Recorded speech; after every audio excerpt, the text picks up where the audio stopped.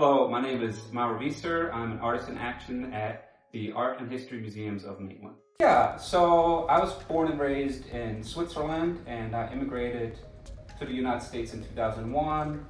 And, I kind of grew up being a carpenter. My father was a carpenter. I worked with him frequently. And a lot of the work is obviously influenced by that. I would consider myself a woodworker, a sculptor. I also, being Swiss, I have a heavy inclination towards mechanical things, a la Tinguely. I also went to the University of Central Florida, where I got my master's degree in fine arts.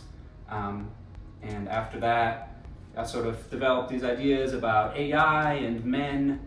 The major theme of the work is a focus on men's well-being and men's mental health, in 2024 and what that means. So it's a little bit of a risky conversation almost, because as soon as you're pro-man, I think people think you're anti-this or anti-that. And I think it's really important to make the distinction that I want to be pro-man for everybody's benefit. A healthier mental state for the male populace, I think, would benefit everybody.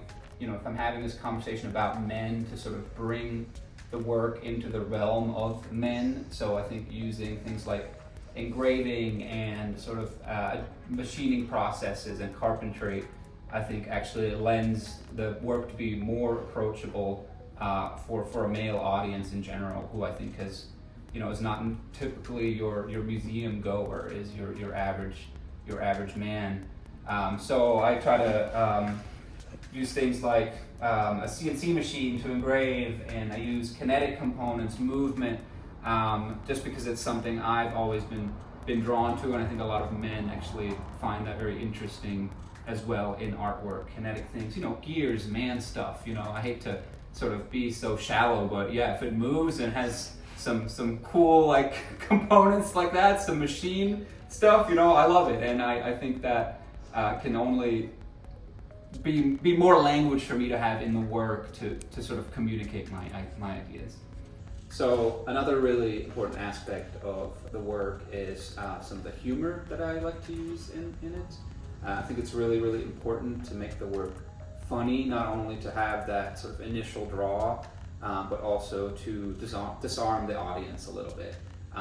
So when you're talking about this kind of a topic, something that is not yet part of that main conversation in society, talking about men's mental health is still something that I think is not done very often. And so I think having the humor in there really disarms people, and it gets you to think about what's being said in the work, and it, making you feel sort of, and I don't want to make you feel bad for my characters, my actors in the work, but I just really think it helps you identify a little bit with my character in the work. So even something like this, this guy's, he's looking kind of silly, he's got this caricaturesque face, and he's saying this sort of sarcastic thing, that's not true, and I think it's just a great way to engage with an audience.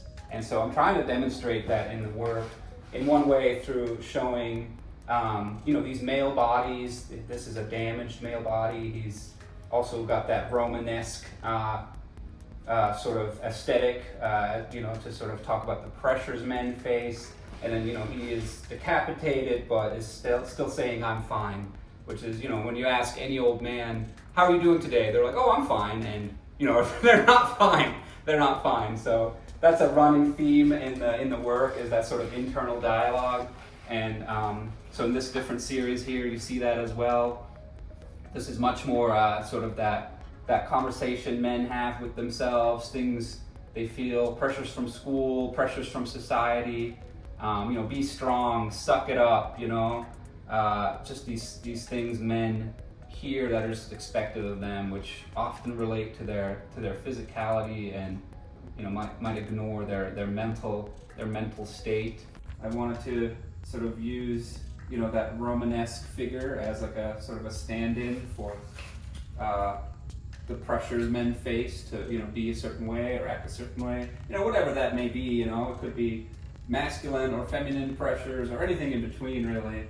And I just kind of wanted to talk about the wording and sort of the inner dialogue men have about what's expected of them, you know, like make dad proud, or you know, like only men fart, right? Which is just like a silly, funny sort of thing, but it still adds to that sort of, you know, idea of like men are this certain way, they're lesser, or whatever it may be, or, you know, like minimum height requirement, right? Why is it okay to make fun of like short dudes? You know, everybody deserves some love. Or just stuff like, you know, be stronger, you know, there's this pressure to be powerful and all that kind of stuff. And all those pressures are really, I think, damaging for men, and the conversation around sort of mental health of men, I think, is really not very prevalent in today's dialogue. You know, it's sort of, I think, pushed aside, and I think a lot of men themselves actually, you know, would never go to therapy, or would never admit to, you know, having shortcomings, because that would, you know, be like a weak thing to do or whatever. And I just think there's got to be an alternative option for men versus the ultra masculine, or you know, the ultra feminine. Either way, you know, just something in between, you know, where we can be both. We can be masculine when we need, we can be soft when we need, and just sort of understanding that better, I think, is really important. So I think, in a way, you know, men perform a lot, like they want to be really perceived as masculine, and I think it's at the forefront of a lot of issues men actually have, is being like perceived as something soft or whatever it may be. And so I think, in a way, it's that masculine thing, you know, it's all sort of performance. It's that masculine mask, you know, that we all wear and take off at different times. But I think sometimes when you're unable to remove it, then, you know, you're really become just, I don't know, walled off, you know. You're really hurting yourself by doing that. And so, yeah, I consider these, you know, little characters, little actors, little performers almost, you know. I think that also works with the kinetic aspect of it, you know. I'm like the kind of mad puppeteer. These are my little, you know, my little creatures doing my bidding.